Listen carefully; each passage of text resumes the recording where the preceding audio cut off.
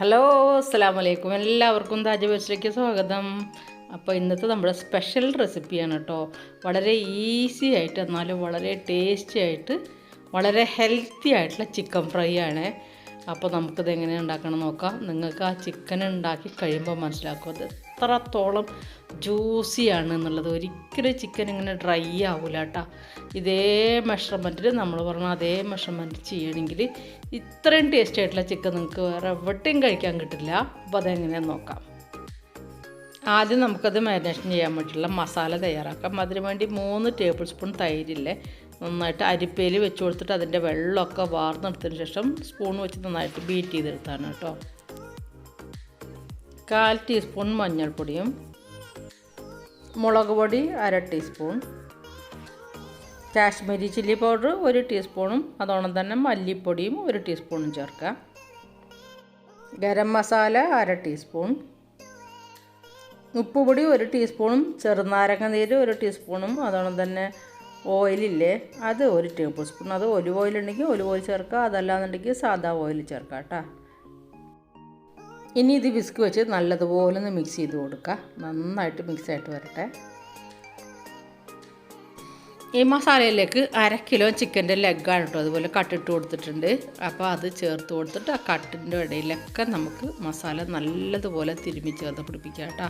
അപ്പോൾ നല്ല ഹെൽത്തി ആയിട്ട് ഫുഡ് കഴിക്കണം എന്ന് ആഗ്രഹമുള്ള ആൾക്കാർ അപ്പോൾ ഇതേപോലത്തെ റെസിപ്പികൾ തയ്യാറാക്കുക. തീർച്ചയായിട്ടും നിങ്ങൾക്ക് ഇഷ്ടപ്പെടും. ടേസ്റ്റിൽ യാതൊരു കോംപ്രമൈസും ഇല്ല കേട്ടോ.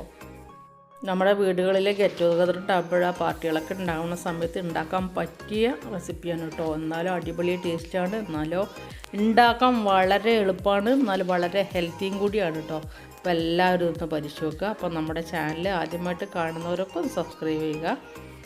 ഇഷ്ടപ്പെടുന്നവരൊക്കെ ഒന്ന് ലൈക്കും ഷെയറും കമൻറ്റൊക്കെ ചെയ്യണേ.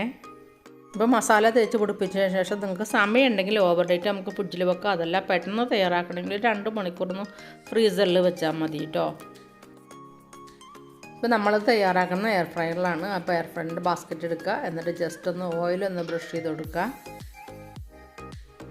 മസാല തേച്ച് വയ്ക്കുന്ന പീസുകളില്ലേ അതൊക്കെ ഒന്ന് എയർ ഫ്രയറിലോട്ട് നമുക്ക് നിരത്തി കൊടുക്കുക. ഈ സമയത്ത് നമുക്ക് 200 ഡിഗ്രിയിൽ ഒരു 10 മിനിറ്റ് ഒന്ന് പ്രീ ഹീറ്റ് ചെയ്യാൻ വെക്കണേ. എയർ ഫ്രയർ പ്രീ ഹീറ്റ് ചെയ്ത എയർ ഫ്രയറിലേക്ക് നമുക്ക് ചിക്കൻ നിറച്ച ബാസ്ക്കറ്റ് വെച്ച് കൊടുക്കുക. എന്നിട്ട് നമുക്ക് 20 മിനിറ്റ് ആട്ടോ കുക്കിംഗ് ടൈം.